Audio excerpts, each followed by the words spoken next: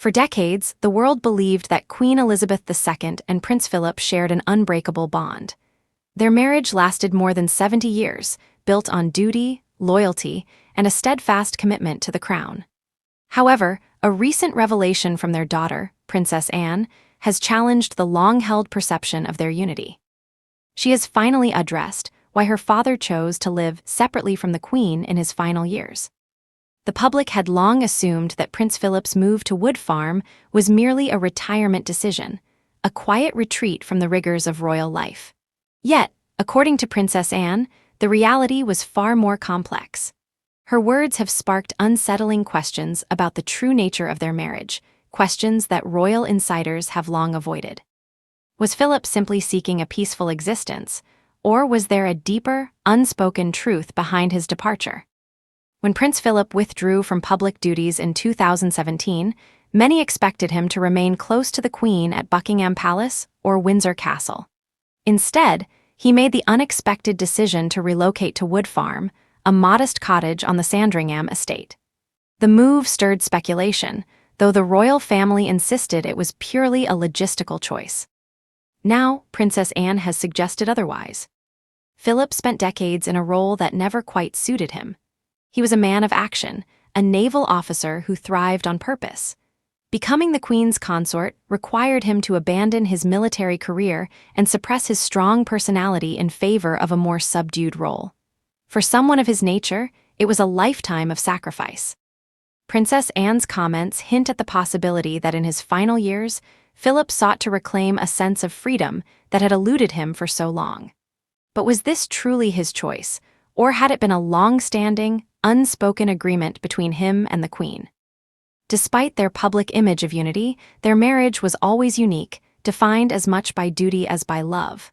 Elizabeth and Philip were vastly different. She was disciplined and reserved, while he was outspoken and fiercely independent.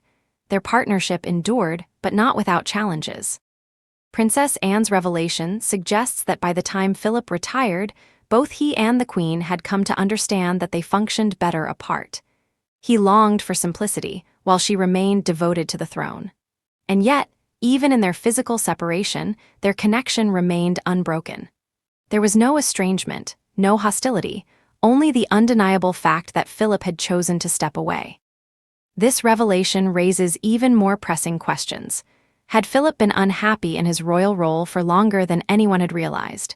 Did he struggle with the constraints of palace life, governed by rigid protocols? And, perhaps most poignantly, did the Queen secretly wish he had stayed? Their love story was one for the ages, but it was also shaped by expectations neither of them could escape.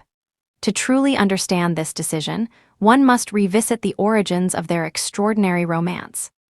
In a world of royal traditions and carefully arranged unions, Elizabeth and Philip's love story was anything but conventional. She was a princess destined for the throne, while he was a dashing young naval officer, charming, confident, and unlike anyone she had ever known. Their connection was immediate, and despite the obstacles ahead, Elizabeth was determined that nothing, not even royal expectations, would come between her and the man she loved. Their first meeting occurred at a family wedding in 1934, but their story truly began years later at the Royal Naval College in Dartmouth. Elizabeth was just 13, while Philip, 5 years her senior, caught her eye with his athleticism and wit. Unlike others who treated her with the reverence reserved for a future queen, Philip spoke to her as an equal. He was bold, unafraid, and utterly captivating. From that moment on, Elizabeth was in love.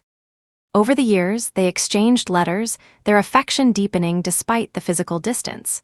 But Philip was no traditional suitor. He had neither a vast fortune nor a secure position within British aristocracy. Though born into Greek and Danish royalty, he had been exiled from his homeland as a child, his early life marked by instability. Many within the royal household questioned whether he was a suitable match for the future Queen of England. There were whispers of disapproval, concerns about his foreign background, his lack of wealth, and, most troubling to palace officials, his fiercely independent spirit. Elizabeth, however, was unwavering. In 1946, Philip proposed, and she immediately accepted, despite knowing their engagement would not be publicly announced until after her 21st birthday. She refused to be swayed by the doubts of courtiers or the expectations of tradition. Her heart was set, and she would not be persuaded otherwise. Their wedding on November 20th, 1947, was more than just a royal event. It was a symbol of renewal for a nation still recovering from the devastation of World War II. The ceremony at Westminster Abbey was broadcast to millions, offering a moment of joy in a world that had endured immense loss.